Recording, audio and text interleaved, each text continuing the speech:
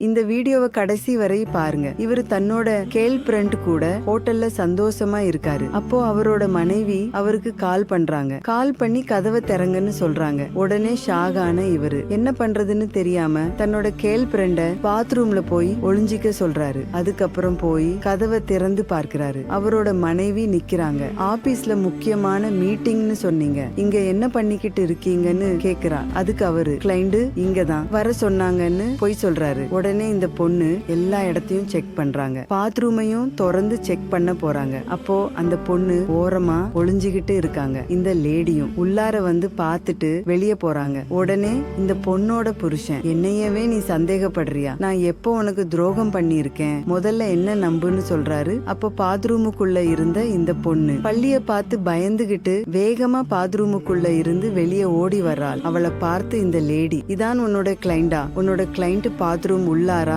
என்ன பண்ணிக்கிட்டு இருக்காங்கன்னு கேக்குறாங்க. அப்பவே நான் சந்தேகப்பட்டேன். கீழே உன்னுடைய கார் நிக்கும் போதே உனக்கு கால் பண்ண, ஆனா நீ ஆபீஸ்ல இருக்கன்னு என்கிட்ட பொய் சொன்ன. அதனாலதான் ரிசப்ஷன்ல உன்னுடைய பேரை கேட்டுட்டு இங்க வந்தேன்னு சொல்றாங்க. உடனே இந்த லேடியோட ஹஸ்பண்ட், ஆமா எனக்கும் இந்த பொண்ணுக்கும் பழக்கம் தான், உன்னால என்ன பண்ண முடியுமோ பண்ணிக்கன்னு சொல்றாரு. அதுக்கு இந்த லேடி, என்னால ஒன்னும் பண்ண முடியாதுன்னு நினைக்காத, உன்னோட பிள்ளை கிட்ட போய் நீ பண்ண அசிங்கத்தை சொல்றேன். அது மட்டும் இல்ல, இனிமேல் நீ வீட்டு பக்கம் வந்துராத, சொத்து எல்லாமே என்னோட பேர்ல இருக்கு, நான் உனக்கு டைவர்ஸ் தர, இனிமே உனக்கும் எனக்கும் எந்த ஒரு சம்பந்தமும் கிடையாதுன்னு சொல்லிட்டு அங்க இருந்து கிளம்பி போறாங்க. இந்த பொண்ணு செஞ்சது சரின்னு நினைக்கிறவங்க இந்த வீடியோவுக்கு ஒரு லைக் போட்டு கமெண்ட்ல சூப்பர்னு கமெண்ட் பண்ணுங்க.